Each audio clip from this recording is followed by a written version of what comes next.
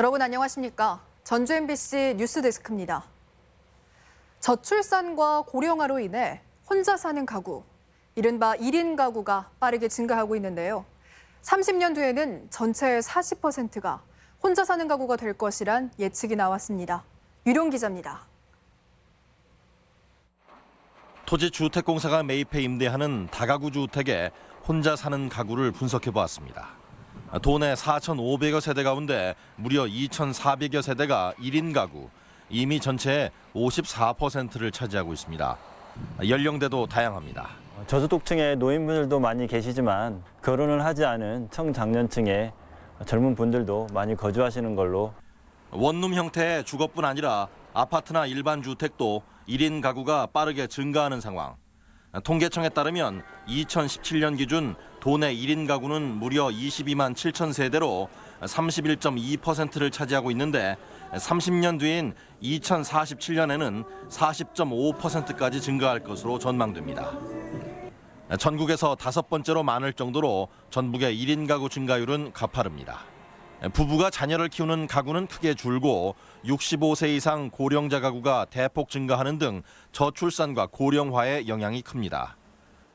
평균 가구원 수도 2017년 2.37명에서 30년 뒤에는 2명에 미달하는 1.99명까지 감소할 전망입니다.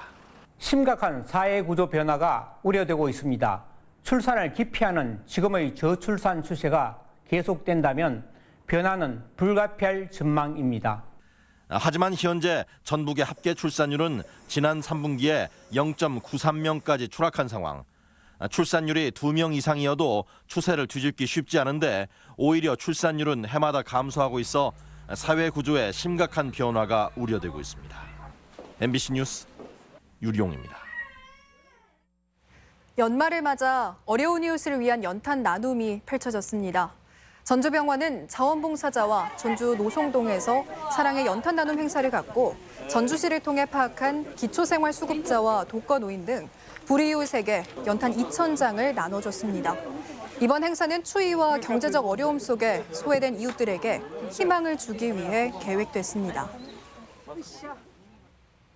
주말인 오늘 전라북도는 구름이 많은 가운데 쌀쌀한 날씨를 보였습니다.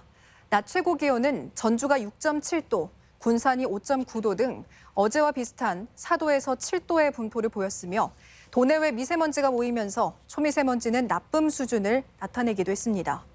내일은 따뜻한 서풍의 영향으로 낮 기온이 최고 11도까지 오르겠지만 초미세먼지 농도가 나쁨으로 예보돼 야외 활동에는 주의가 요구됩니다. 오늘 오전 9시쯤 전주 여의동의 한 음식점에서 불이 나 내부 139제곱미터와 집기를 모두 태우고 주차된 차량 한 대도 일부 그을려 소방서 추산 5,500만 원의 재산 피해가 났습니다.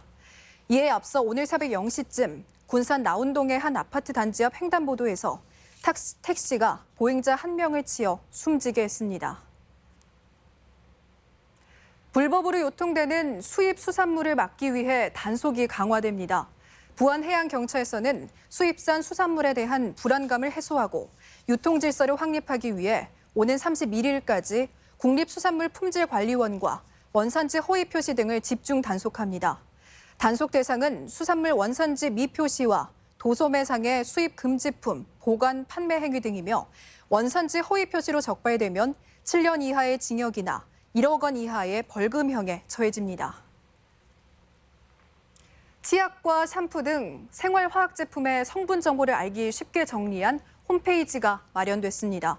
전북환경운동연합은 가습기 살균제 참사 이후 생활화학 제품에 대한 불신이 높아짐에 따라 소비자 알 권리와 제품 선택을 돕기 위해 정보 공유 플랫폼을 만들었습니다. 플랫폼에는 정보 제공에 소극적인 기업들도 확인할 수 있으며 자세한 내용은 전북환경운동연합 홈페이지에서 확인할 수 있습니다. 전주국제영화제 제작 지원 프로그램인 2020 전주 시네마 펀드 프로젝트 공모전이 다음 달 3일까지 진행됩니다.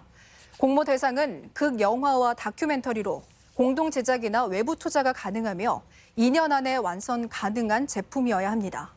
공모작은 전주국제영화제 출품 사이트를 통해 접수되며 우수 프로젝트로 선정되면 제작 지원을 받을 수 있습니다. 지금까지 전북권 뉴스였습니다.